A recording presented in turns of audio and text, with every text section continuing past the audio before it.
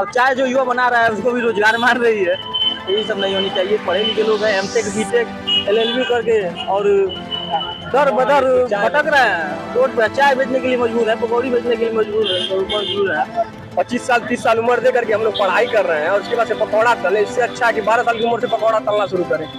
जैसे यूपीपी की परीक्षाएं हुई और आरओ भी, ये केवल चुनाव के उद्देश्य से हुआ था। अब इसको कैंसिल करके 6 महीने बाद कर दिया गया है। अब इसको कराया जाएगा विधानसभा में, उत्तर प्रदेश के 27 में चुनाव होगा, ये इसका परीक्षाएं होगी। आज तक शिक्षक भर्ती के मांग हर साल हजारों लाखों में बीएड बीटीसी के छात्र फौज खड़ी होती जा रही है, बेरोजगारों की फौज खड़ी हो जा रही है। नमस्कार, एनवी भारत में आपका स्वागत है। मैं हूं निखिलेश प्रताप सिंह। लोकसभा चुनाव की सरगर्मियों के बीच हम पहुंचे हैं दीनदयाल उपाध्याय गोरखपुर विश्वविद्यालय गोरखपुर, और यहाँ पर जो छात्र हैं वो क्या सोचते हैं, उनकी क्या डिमांड्स है, क्या सरकार ने उनसे पूरा किया या नहीं। हमारे साथ विधि के छात्र हैं, हम उनसे बात करेंगे कि जो छात्र हैं उनकी पहली प्राथमिकता क्या होनी चाहिए सरकार से।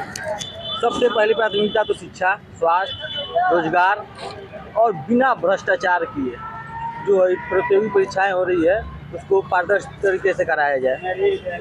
और यह सरकार ये तो बिल्कुल रोजगार में फैल रही है और पारदर्शिता तरीके से एग्जाम कराने में फैल रही है, और पकौड़ा तलने के लिए तो लोगों को मजबूर कर दी है।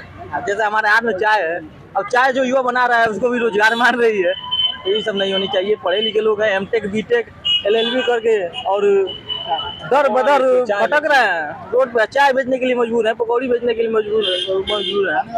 आप लोग घरों से आते हैं, यहाँ पर रहकर पढ़ाई करते हैं, घर वाले बहुत उम्मीद से भेजते हैं, तो आप लोगों को क्या लगता है सरकार आप लोगों की उम्मीदों पर पानी फेर रही है? बिल्कुल, उम्मीदों में पूरा पानी फेर रही है। जब रोजगार ही नहीं रहेगा तो पढ़ाई का मतलब क्या है? पढ़ाई कर करके हम लोग पकौड़ा तले, तो इससे अच्छा है अशिक्षित रह करके पकौड़ा तला जाए। 25 साल 30 साल उम्र दे करके हम लोग पढ़ाई कर रहे हैं और उसके बाद से पकौड़ा तले। इससे अच्छा है कि 12 साल की उम्र से पकौड़ा तलना शुरू करें। सरकार तो कह रही है कि शिक्षा का स्तर को बढ़ाया गया है, ठीक है, नई शिक्षा नीति लाई गई है, क्या लाभ मिल पा रहा है? तो इन शिक्षा नीतियों का क्या मतलब हुआ अगर जो रोजगार नहीं सरकारें दे पाएंगी तो? रोजगार तमाम कंपटीशन परीक्षाएं भी करा रही है सरकार, तो जब वो भर्तियां हो ही नहीं पा रही है तो उसका कोई मतलब नहीं ना है। वो तो चुनाव की वजह से हुआ था। जैसे यूपीपी की परीक्षाएं हुई और आरओ भी, ये केवल चुनाव के उद्देश्य से हुआ था। अब इसको कैंसिल करके 6 महीने बाद कर दिया गया है। अब इसको कराया जाएगा विधानसभा में, उत्तर प्रदेश के 27 में चुनाव होगा, ये इसका परीक्षाएं होगी। अब इधर का भी हो गया, उधर का भी हो गया, इनको तो एक मुद्दा मिल गया। क्या लगता है कि युवा क्या चाहते हैं सरकार से? सरकार से युवा चाहते हैं रोजगार, उनका अच्छे से जो एग्ज़ाम देते हैं पूर्ण रूप से एग्ज़ाम हो और कुछ नौकरी अच्छी मिले, पढ़ाई सही से हो।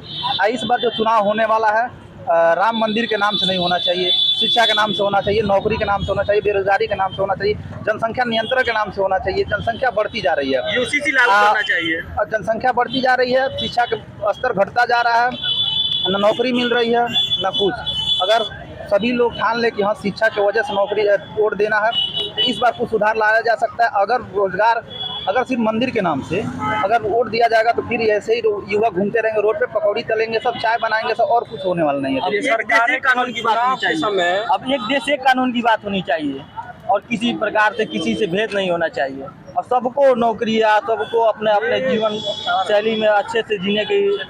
ये लोग कहते हैं कि हम गरीबों को अनाज दे रहे हैं, किसानों को 2000 रुपए दे रहे हैं, तो उन सबों की आवश्यकता ही नहीं पड़ेगी। आप ऐसी उन्नति लाइए, महंगाई कर देना। किसानों को जब चुनाव नजदीक आते हैं तो आप जो ये किसान सम्मान निधि आती है इसको स्टेट और सेंट्रल दोनों की तरफ से दे देते हैं। ये सब जो हमारे चुनाव के वो हैं प्रत्याशी हैं, वो अपने वोट को लुभाने के लिए करते हैं। क्या लगता है आपको युवा क्या चाहता है सरकार से? रोजगार चाहता है।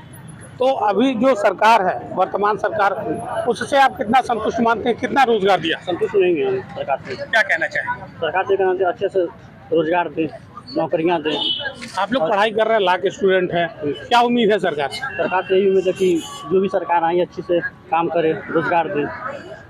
तो आप लोग क्यों, जो पढ़ाई है वो निरंतर चल रही है, लाखों रुपए खर्चा भी करते हैं, ऐसे में अगर रोजगार नहीं मिलता तो कितना आप लोगों को कष्ट होता है? क्या फिर उसका क्या विकल्प ढूंढते हैं? विकल्प ढूंढते हैं कि क्या होता है कि एक 2018 में उत्तर प्रदेश में शिक्षक भर्ती आई थी, उसके बाद आज तक शिक्षक भर्ती के मांग हर साल हजारों लाखों में बीएड बीटीसी के छात्र फौज खड़ी होती जा रही है, बेरोजगारों की फौज खड़ी हो जा रही है। मगर 2018 के बाद आज तक एक भी भर्ती नहीं आई। वही हमारे पड़ोसी राज्य बिहार, जो तेजस्वी यादव 2018 के बाद आज तक एक भी भर्ती नहीं आई। वही हमारे पड़ोसी राज्य बिहार, जो तेजस्वी यादव को मुख्यमंत्री थे, यही अलायंस नीतीश कुमार की अलायंस में आए। भाजपा उससे पहले कोई रोजगार नहीं थी भाजपा सरकार। जैसे 17 महीने में 4.5 लाख रोजगार देने का काम तेजस्वी यादव ने किया है, उसी तरह ऐसी नीति बनानी चाहिए हर प्रदेशों में, हर केंद्र सरकार जब मोदी सरकार 2014 में आई थी तो 2 करोड़ हर साल नौकरी की बात की थी, मोदी सरकार ने की थी।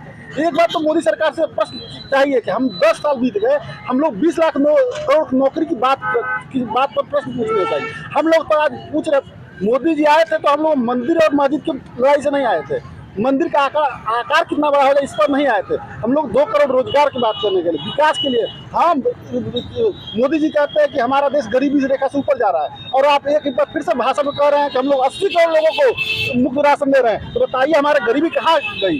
80 करोड़ रोजगार, 80 करोड़ लोगों को हम लोग मुफ्त राशन दे रहे हैं, हमारा देश गरीबी है, गरीबी रेखा से ऊपर। आप एक बार सोचने वाली बात है। अच्छा, यहाँ के कुछ युवा भी बिहार गए, उनको रोजगार मिला, फिर वो यहाँ पर आके बताए तो लोगों को बड़ा ही मायूसी हुई। आपका क्या मत है? हमारा मत ये है कि यहाँ पे सरकार जो है, भाजपा की जो सरकार है, यहाँ पे निरर्थक रूप से कार्य करी है। क्योंकि जो भी शिक्षित हैं, चाहे ला कर लिए हैं लोग, या बीएड किए हैं, बीटीसी किए हैं, उनको वाकई में नौकरियाँ नहीं दी जा रही है। नौकरियाँ ना देने की वजह से यहाँ से, इस राज्य से जाकर दूसरे राज्य में नौकरियाँ पा रहे हैं लोग, और बिहार राज्य में भग के गए और कुछ लोग नौकरियाँ यहाँ से पाए। तो हमारी समस्या तो वहाँ की तेजस्वी सरकार जो थी, इससे बेहतर सरकार थी। उत्तर प्रदेश योगी जी की सरकार से बेहतर सरकार थी वहाँ की, क्योंकि वहाँ पे नौकरी जाकर पाए हैं। मैं भी बीएड हूँ और मैं टेट क्वालिफाई हूँ, सीटेट भी क्वालिफाई हूँ, लेकिन अभी तक कहीं कुछ होने वाला नहीं, क्योंकि सरकार यहाँ नौकरियाँ ही नहीं दे रही। लग रहा है कि जो यूपी के युवा है वो मायूस हैं। बिल्कुल मायूस है। आपको क्या लगता है? क्योंकि शिक्षा करके और पढ़ाई करके योग्यता होने के बावजूद भी बेरोजगार यहाँ पे हैं लोग, युवा। तो भाई सरकार तो निरर्थक है। सरकार तो कह रही है युवाओं के बल पे पुनः सरकार बना लेगी। युवाओं के बोले पुनः सरकार फिर गिरेगी। अगर युवा ऐसे अगर सोचने लगे ना तो सरकार फिर गिरेगी। युवाओं की गलती नहीं है, ये माँ बाप की गलती है जो सिर्फ राम मंदिर के नाम से वोट दे रहे हैं। जितने भी बेरोजगार है, जितने दुकान चलाने वाले हैं, जो पढ़े लिखे नहीं है, सिर्फ राम मंदिर के नाम से वोट दे रहे हैं। उनके बच्चों से पूछ लीजिए, यहाँ पे जो भी बच्चे पढ़ते हैं वो इस सरकार से कितना नाखुश है। मामला यह है कि शिक्षा की बात नहीं, रोजगार की बात नहीं है। ये सरकार एक ऐसी मानसिकता समाज में बना दी है कि मोदी सरकार नहीं रहेगी तो हमें राशन नहीं मिलेगा, मोदी सरकार हमें नहीं रहेगी तो किसान सम्मान निधि नहीं मिलेगा। ऐसे लोग जो हमारे मध्यवर्गीय परिवार, जो किसान है, मजदूर है, गाँव के, यानी हमारा देश गाँव का देश है, न कि शहरों का देश है। और पढ़ाई वाला संख्या मात्र 10% है देश की, और 90% लोग तो लाइन लगा रहे हैं राशन हमको समय से मिले, हमको किसान सम्मान निधि समय से मिले, हमको जनधन योजना में पैसा है। सरकार ऐसा समाज में वातावरण तैयार कर दी है कि मोदी नहीं रहेगा तो मिलेगा नहीं, इसलिए हर बार मोदी को वोट दिया जा रहा है। इसलिए मोदी सरकार आए, मोदी सरकार दिमाग में, दिल में नहीं बैठी है, दिमाग में बैठ गई है कि ये नहीं रहेगा तो नहीं मिलेगा। कितना मानते हैं ये बात में सच्चाई है। जैसे कि लोकतंत्र में क्या उदाहरण है कि किसी सरकार पार्टी को सरकार बनानी हो तो 50% मत रहेगा तभी भी सरकार बन जाएगी, भले से 50% लोग उसके विपक्ष में है। और यही बात है कि भाजपा एकदम जुमलों की पार्टी हो गई है, केवल जुमले पे जुमला। अरे जो इनके विपक्ष में बोल रहा है उन पे बहुत सारी जांच एजेंसियों के तहत जांच बैठा करके अंदर कर दिया जा रहा है, विपक्ष को डराया जा रहा है। विपक्ष इसी वजह से कोई कुछ बोल नहीं रहा। इस बार युवाओं ने कुछ मन बनाया है, मन तो बिल्कुल बना है इनको बदलने का, और हम लोग करेंगे भी, लेकिन देखा जाए और अब जाएंगे, अब बड़ी बड़ी भाषण देंगे, लेकिन जीत तो रहे हैं। लेकिन सांसद जी केवल अभी दिखाई देते हैं जब चुनाव आता है, तभी 5 साल बाद 5 साल तक गायब रहेंगे। सांसद का बात नहीं है, क्या होता है कि हम 1% वोट से भी जीत होती है। पढ़े वालों की संख्या क्या है? 10 से 12%। यही है जब युवा वोट, यह बदलने की कोशिश। ये 2017-2022 में युवा वोट नहीं दी, अखिलेश यादव को दिए थे, जहाँ अखिलेश यादव 47 सीट पाए थे और 147 सीट पाए थे, युवाओं के रोजगार के नाम पर पाए। बनाया है, मन तो बिल्कुल बना है इनको बदलने का, और हम लोग करेंगे भी, लेकिन देखा जाए और अब जाएंगे, अब बड़ी बड़ी भाषण देंगे, लेकिन जीत तो रहे हैं। लेकिन सांसद जी केवल अभी दिखाई देते हैं जब चुनाव आता है, तभी 5 साल बाद 5 साल तक गायब रहेंगे। समझ में आया कि सांसदी का बात नहीं है। क्या होता है कि हम 1% वोट से भी जीत होती है। पढ़े वालों की संख्या क्या 10 से 12%, यही है जमीन युवा वोट। यह बदलने की कोशिश, ये 2017-2022 में भी युवा वोट नहीं दी, अखिलेश यादव को दिए थे, जहाँ अखिलेश यादव 47 सीट पाए थे और 147 सीट पाए थे। युवाओं के रोजगार के नाम पर पाए थे। रोजगार के बात मामला में वही तो मैं एक बात कहा हूँ, मोदी सरकार ऐसा काम की है वो दिमाग में बैठ गई, वो दिमाग से निकलने का काम नहीं है, धीरे धीरे दिमाग से निकलेगी। जब देखेगी हमारा बच्चा रोजगार है, 35 साल 40 साल हो गया रोजगार है, कुछ काम नहीं, जब उस माता पिता को लगेगा मेरा लड़का 40 साल का हो गया कुछ नहीं कर पा रहा है, तब लोग सोचेंगे कि भाई 5 किलो राशन से और 2000 रुपया किसान सम्मान निधि से काम नहीं चलेगा। तो देखिए, जो युवा हैं वो ये मानते हैं कि सरकार रोजगार, शिक्षा, इन तमाम मुद्दे पे पूरी तरीके से फेल है और युवाओं ने कुछ सोचकर भी रखा है।